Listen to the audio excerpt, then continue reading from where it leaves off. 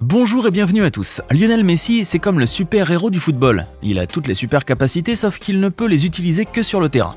Mais contrairement à Batman qui est un justicier masqué, Messi est un héros muet. Il préserve sa vie privée en évitant les médias comme la peste. C'est pourquoi peu de gens savent vraiment ce qui se passe dans la vie de l'Argentin.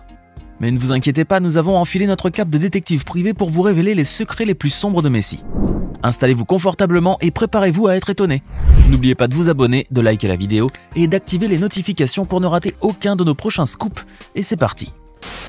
Vous êtes-vous déjà demandé ce qui peut bien se passer à l'esprit d'un footballeur lorsqu'il joue avec son propre avatar sur PES ou FIFA?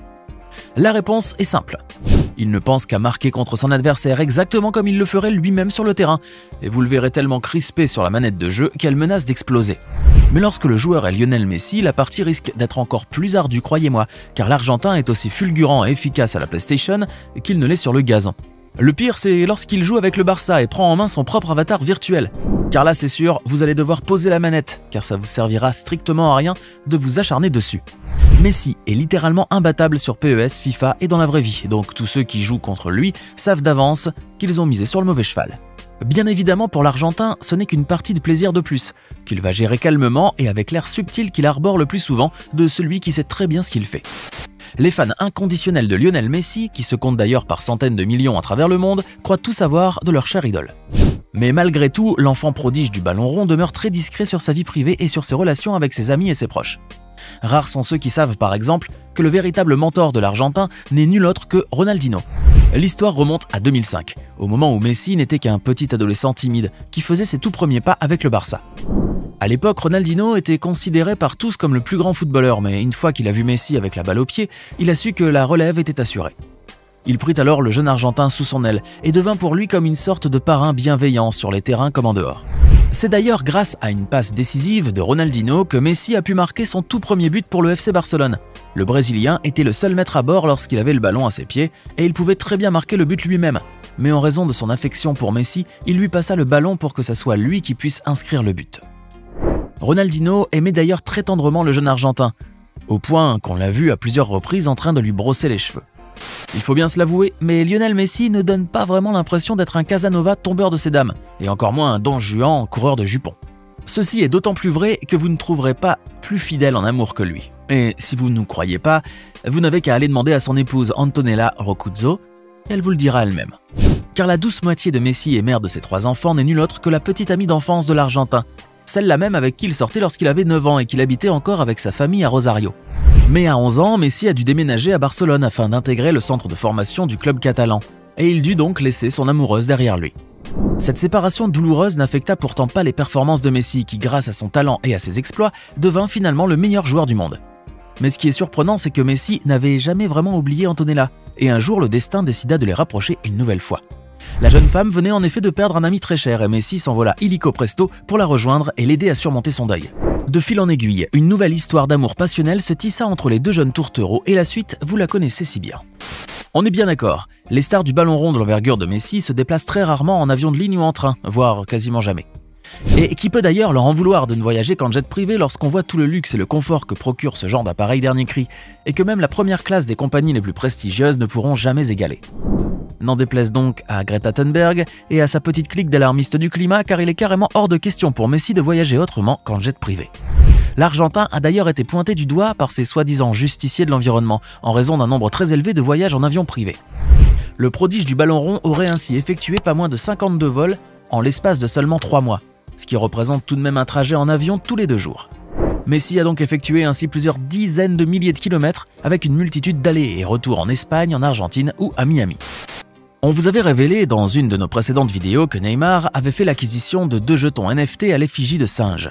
Ce n'est d'ailleurs plus un secret pour personne puisque le Brésilien, toujours aussi fidèle à lui-même, s'était empressé d'aller crier son nouvel achat sur tous les toits. Contrairement à son coéquipier du PSG un peu trop tape à l'œil, Messi, lui, se garde bien d'être aussi ostentatoire, lui qui pourtant peut bien se le permettre. Car figurez-vous que la technologie blockchain et les NFT n'ont pas de secret pour l'Argentin et que ses connaissances en la matière dépassent de loin celui d'un simple acheteur lambda. Le septuple Ballon d'Or est en effet non seulement propriétaire d'une belle collection de jetons, mais ces derniers sont littéralement à son image et ont été créés spécialement pour lui.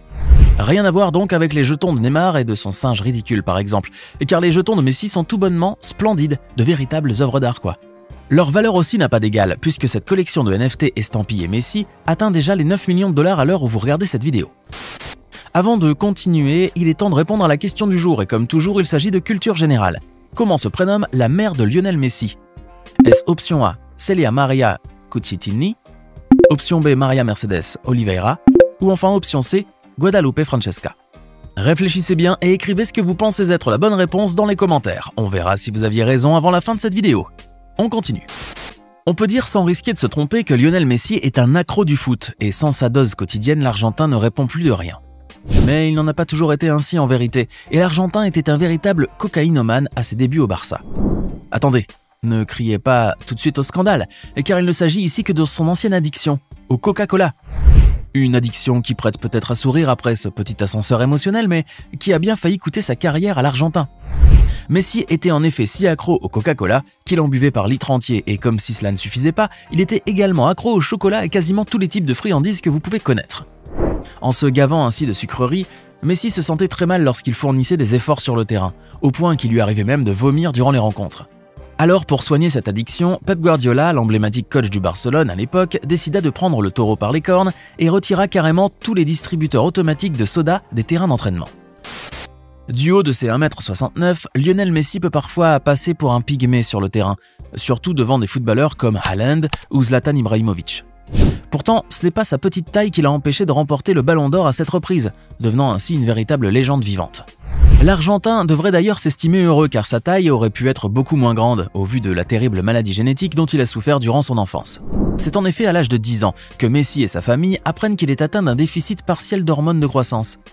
Il lui fallait nécessairement des injections intramusculaires d'hormones synthétiques, sinon le jeune garçon n'allait jamais pouvoir dépasser les 1,50 m à l'âge adulte, autrement dit la taille d'un nain. Or, ce traitement était non seulement long et fastidieux, mais il était également très coûteux à raison de 1 000 $ par mois pour au moins 30 mois, soit 30 000 $. Une somme que la famille démunie de Messi n'aurait jamais pu réunir, même en vendant tous leurs biens. Heureusement pour lui, l'Argentin se fera repérer par des agents du FC Barcelone et le club catalan se chargera alors de lui assurer son traitement, ainsi que sa formation footballistique, ce qui fut d'ailleurs l'investissement le plus rentable de toute son histoire. À son arrivée au PSG en 2021, Lionel Messi a eu droit à tous les honneurs et on peut résolument dire que l'Argentin a profité d'un traitement princier par les dirigeants du club. Outre son salaire indécent de 41 millions d'euros par an, ainsi que ses multiples primes et émoluments publicitaires, Messi a droit aussi à certains privilèges dignes de la famille royale saoudienne. À l'image par exemple de la superbe suite impériale à 15 000 € la nuit qu'il occupa pendant très longtemps au prestigieux palace parisien du Royal Monceau. L'établissement de renom affiche un luxe et un raffinement poussés à l'extrême, et le clan Messi y a vécu de très bons moments avant de déménager finalement vers leur nouvelle villa.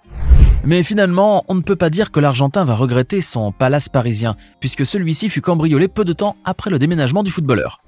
De grandes quantités d'argent et de bijoux ont ainsi subitement disparu des chambres de plusieurs locataires, de quoi donner des cauchemars aux propriétaires des lieux et surtout à leur compagnie d'assurance. On pourrait s'attendre à ce qu'un footballeur comme Messi soit un fada de vitesse, lui qui est d'ailleurs l'heureux propriétaire d'une Pagani Zonda Tricolore, un bolide propulsé par un V12 atmosphérique qui atteint les 300 km/h. Pourtant il n'en est rien et cet hypercar infernal ne lui sert strictement à rien, on ne sait d'ailleurs même pas pourquoi il l'a acheté. Et oui, car vous ne le saviez sûrement pas, mais l'Argentin a une véritable phobie de la vitesse. Et lorsqu'il est derrière le volant, il fait très attention à la pédale d'accélérateur. L'enfant terrible du Paris Saint-Germain est donc loin d'être un Schumacher en herbe et préfère aller lentement mais sûrement. Donc si jamais vous croisez un jour Messi sur l'autoroute, vous êtes certain de le doubler sans problème avec votre vieille Peugeot 205, même s'il conduit une Ferrari ou une Zonda supersonique. Et comme toujours sur votre chaîne YouTube préférée, nous vous avons réservé le meilleur pour la fin avec un scoop digne du Pulitzer. Approchez mesdames et messieurs, approchez, et surtout tenez-vous bien, car la nouvelle risque un peu de vous perturber ou du moins de vous révéler la face sombre de votre idole adorée. En effet, vous devez savoir que Messi, en dépit de son air angélique, n'est pas vraiment un enfant de cœur. Jugez-en par vous-même. L'Argentin a ainsi déjà comparu devant la justice pour fraude fiscale, un délit grave et passible très souvent de prison ferme et d'amendes exorbitantes. C'est en effet l'État espagnol qui a accusé Messi d'avoir détourné pas moins de 4,2 millions d'euros en impôts sur la période située entre 2007 et 2009.